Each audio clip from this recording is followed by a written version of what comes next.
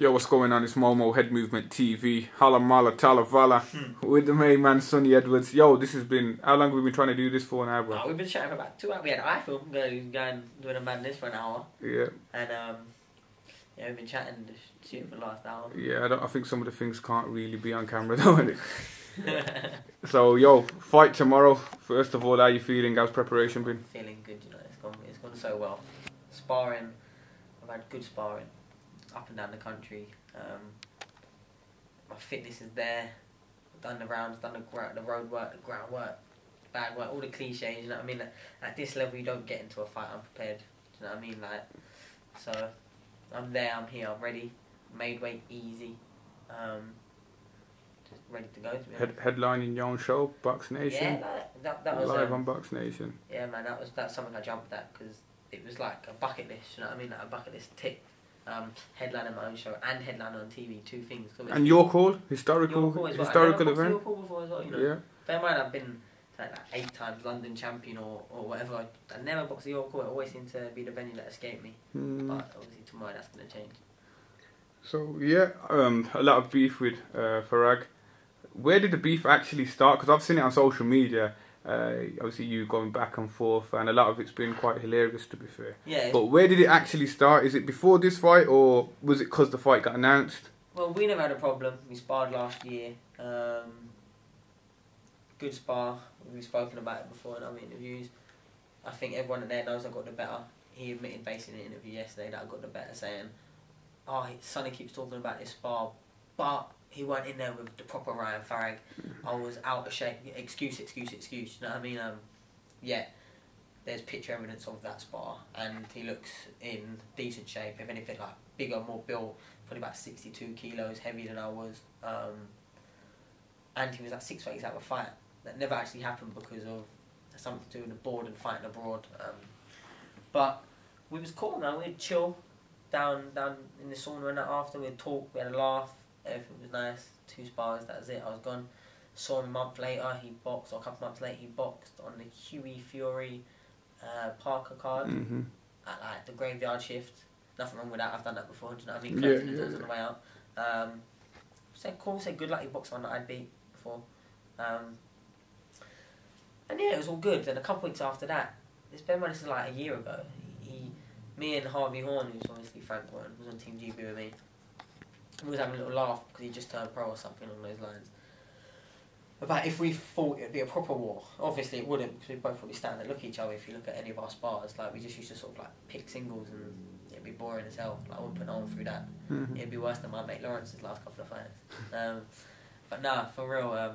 And he jumped on the Twitter when he was pissed up. It must have been about 1:30 Marbella time, saying, "Oh, you would know what war is. All you do is run," and something along those lines. And it was a bit like, well, hold on, you've seen me a couple of times recently and you ain't said shit, you know what I mean? So where's this like anger coming from? And I was like, we can fight if you want. You said you're coming down to SUPER-FLYWEIGHT, let's do it. Like, I ain't got no problem with that. I'll fight you, I'll fight anyone. All I got was a we'll see. A whole year later, calling out, trying to get fights. He's fought a couple of journeymen, nearly lost, should have drawn, nearly got stopped, had his corner shout and take a knee. Then another journeyman which he stopped.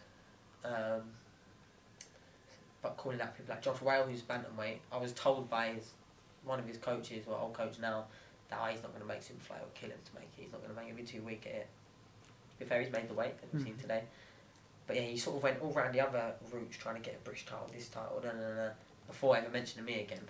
And all of a sudden, I got the offer from MTK, snatched it by fancy. Yeah, I ain't scared to not take no Ryan Farrag. Took it before money was offered, took it before even the bill, anything was offered. Then came good little purse, live on Box Nation and headlining, so it's like boom, boom, boom, like let's go. MTK doing bits these days. Yeah, doing bits for me especially, and then what happened for the beginning of this was when the fight got made, buzzing. Nothing was said. Obviously, I had to keep it under wraps for like a week or something. But then the day after, Jay Harris, Ryan Farrag purse bids got put to, not purse bid, mandated for the British title that was vacant. So my head's gone at this point. I'm thinking, I've just had like my breakthrough fight announced, confirmed, and I was stressing. And in that moment of stress, I don't know why I did it, I just messaged him, look, trying to be respectful. I respect you for taking the fight. I still got a message on my phone. I respect you for taking the fight, and best of luck in camp. He replied like a little snide remark like, "Oh, thanks, squirrel face." And then I was like, "Oh, it's going to be fun." He was like, he then made reference to something that doesn't actually involve me on the private life side of things. Basically, he slept with one of my brother's ex-girlfriends, and then made a reference to that, and I was just thinking, oh, okay. He was like, coming in her face was fun, but it's going to be a fight, not going to be fun for you, or something along those lines. And I was just like, okay, well done. That must have been the best shot of your career, or something along that. And then it just started then. Then that was left. A couple of days later, he had his like 13-year-old little sidekick, who's sort of getting led along, and that was kind of embarrassing, to be honest. I made a reference to the This Is England scene. Yeah, I do remember. Yeah, like, a lot of people had that funny, but I had a little 13-year-old kid say he's going to fucking jump on my head or something. It was a bit like, you're a 30-year-old man who trains this kid, and you're getting him to act like that on camera and putting him in front, knowing what I'm like and knowing I'm going to terrorise him, because you've made him fair play. No, I never said anything. I never like targeted. But you put him in the firing line a little bit. I just kept calling him his sidekick. I didn't reference his name, or, do you know what I mean, just his little sidekick. And it just stopped going back and forth from there. And fast forward all the way to the end of all this nonsense, to be honest. Yeah, it has been just stupid shit. Like, you know, when you start like just making something up just for like banter, and then again, a lot of the things I said were true.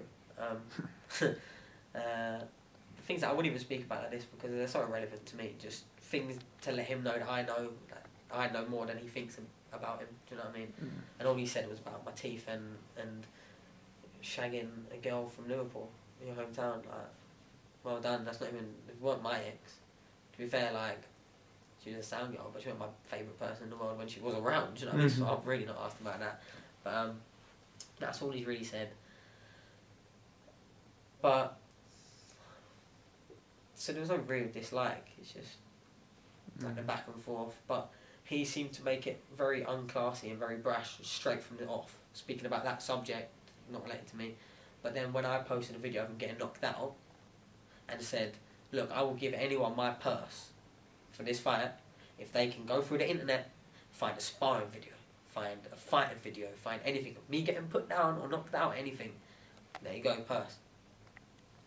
That's not me betting my purse, but if at this point they could, then I would. You know what I mean? And then obviously that doesn't exist because it's never happened. But then he started saying, oh, he's embarrassed himself, rare, like, he's just a kid. And it's like, well, really, mate, like, if you wanted sort of a classy, respectful thing, you had it offered to you on the table and slammed the door shut on that. So you made it open season, so I'm going to have the first and the last word, you know what I mean? And with everything, with him, with other fighters, with fake accounts, like, I'm very outspoken and I think it's funny, so I'll just be hitting the reply to everyone, you know what I mean?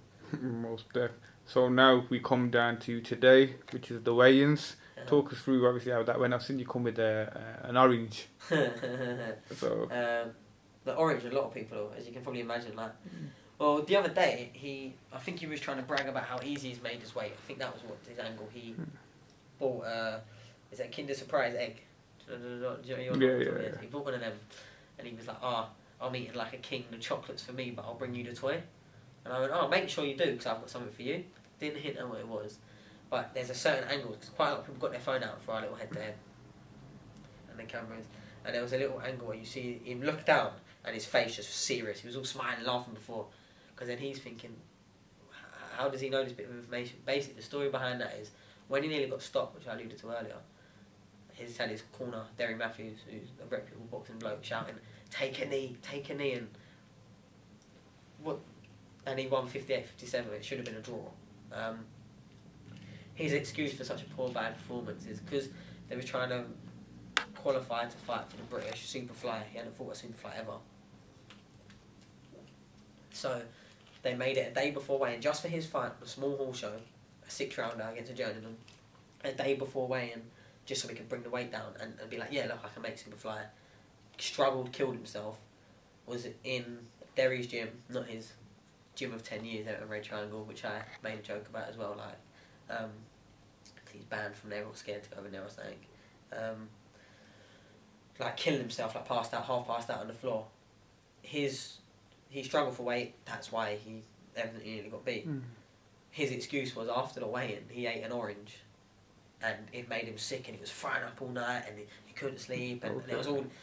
And it's like one of those stories that we were talking about earlier, you know, like when someone just made something up so mad. It's like, I'll give you that one. So when he said he had something for me, I thought, right then, I'll have something for you. Gave him an orange, and his face completely changed. But that's the story behind that. That's his excuse. So maybe he didn't take it. I offered it out to him. He didn't move his hand, and then I just threw it down. It's on his side though. It was near his bag, so maybe who knows, he might not put it in. So yeah, all the talking's done now. Tomorrow, fight night, massive night. How does the fight go for yourself, bro?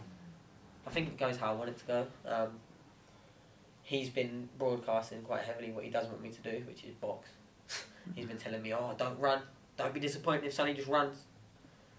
Which really, you'd think translates to, if I lose to someone that's kept me at distance for 10 rounds and they've just peppered me, it's not really running, but a fighter's mentality, someone with like a lack of talent in that sort of field, would use that as a defence, just like he used the orange excuse. He would use the run and, oh, that's why I lost, he ran. Look at my face, I'm a little marked up. But I can do that, but the plan really is to get my rhythm, set about him nice, in and out, keep changing, show my repertoire, what I can do. But more than important anything, get the win, be consistent. I haven't lost a second of a round up to this point in my professional career. I've won every single round that I've had, every scorecard, every single round. I really, and this is me on, I would not be surprised if that carries on tomorrow. Don't get me wrong, he's a good enough fighter to take rounds off me, but if I'm switched on to my best, he's going to have to work a hell of a lot to win a round. And if he does that, commit so heavily, then that would leave him wide open, especially going down the stretch. So I think we'll see. I think it'll be an interesting one, but I would say wide points or a late stoppage when he exerts himself. Wide points or a late stoppage. And if you could just obviously let the fans know where we can watch the fight, how we can watch the fight, and what time you should be on. Yeah, it's at obviously York Hall, famous York Hall in London. It's on Box Nation. The show starts at 7. It's a good bill. Good fighters up and down the bill. Nice Friday night. A few Olympians going to be on TV as well. Yeah. The bill starts at 7 on TV. I've been told my ring walks at 10:15, which is the main event of the card. So yeah, 10:15 Box Nation. Tune in and see the next step. Will do. Any messages you want to give out before we cut out? Just a quick thank to all my sponsors, my team, my management, my promoter. Without any of them, do you know what I mean? It's all like different parts of the jigsaw. If anyone then falls, like everything falls, you know what I mean? So I'm in a good position with my team, my sponsors, my promoters, so yeah, just got to keep it going. This is really the opportunity I've been asking for, so now I've got to do my side of the bargain, you know what I mean? Take it with both hands. 100%. This is it. So yeah, this is Momo HeadMovement TV. Hala Mala Tala Vala with Sonny Showtime Edwards. See you tomorrow, bro.